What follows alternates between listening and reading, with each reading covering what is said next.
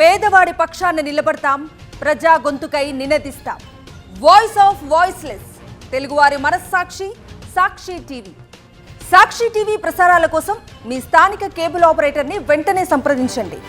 జాతీయ అవార్డు మీ పాటకు వచ్చింది, ఎలా ఫీల్ అవుతున్నారు ఏంటి? చాలా చాలా చాలా సంతోషంగా ఉంది. ఎందుకంటే ఒక పల్లె పాటకి అంటే మామూలుగా అంటారు కదా, బీయింగ్ లోకల్ బీయింగ్ గ్లోబల్ అని చెప్పి, మనకు పల్లె పాటని జాతీయ స్థాయిలో గుర్తించినందుకు ఆ సాహిత్యానికి అందులో ఉన్న స్వచ్ఛతకు పట్టం కట్టినట్టుగా ఫీల్ అవుతున్నాను.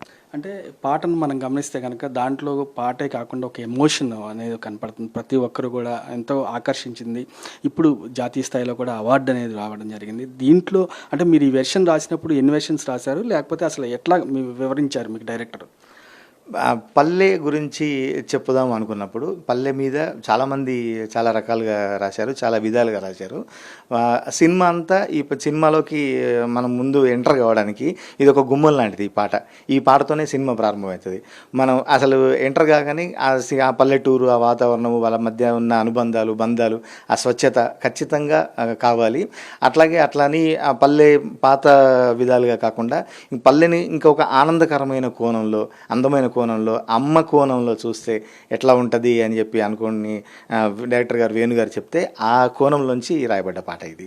అయితే దీంట్లో డైరెక్టర్ గారు ఏమైనా సజెషన్స్ చెప్పారంటే ఇట్లా కాదు, ఇట్లా మార్పులు చేర్పులు ఏమైనా చెప్పడం జరిగింది? ఫస్ట్ వెర్షనే ఓకే అయింది. ఒక మొదటి 4 లైన్లు మాత్రం, పల్లవిలో వచ్చే ఒక 4 లైన్లు మాత్రం ఇంకా ఏమన్నా కొత్తగా చెప్పుదాము, పల్లెని ఏ విధంగా వర్ణిస్తే బాగుంటుంది, అంటే ఆ పల్లె మేల్కొన్న దగ్గర నుంచి తీసుకుంటే బాగుంటుంది అని వచ్చినప్పుడు ఆ 4 లైన్లు మాత్రమే ఒక 2-3 వెర్షన్లు రాసుకోవడం జరిగింది అంతే.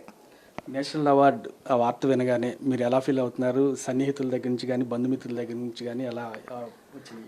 చాలా చాలా సంతోషంగా ఉంది. అంటే నిజంగా నేను ఒక జానపదం అనే ఒక తల్లి పాట కొంగు పట్టుకొని సినీ రంగానికి ప్రయాణమైంది. ఆ ప్రయాణం ఈరోజు నిజంగా ఒక మంచి మార్గంలోకి తీసుకెళ్ళబడింది. నేను అనుకున్న గమ్యం వైపుకు నేను చేరుకున్నానని భావిస్తున్నా. వచ్చిన అభినందనలు అయితే ఇంకా అసలు లెక్కలేవు. చాలామంది ప్రముఖులు ఫోన్ చేశారు, నా తోటి రచయితలు, వాళ్ళు అందరికీ కూడా ఒక మంచి పాటకి, ఒక స్వచ్ఛమైన పాటకి, అచ్చమైన పాటకి వచ్చిందని ఫీల్ అయ్యారు. అందరికీ వాళ్ళకు సొంతంగా అవార్డు వచ్చినట్టుగా ఫీల్ అయ్యి నన్ను అభినందించారు.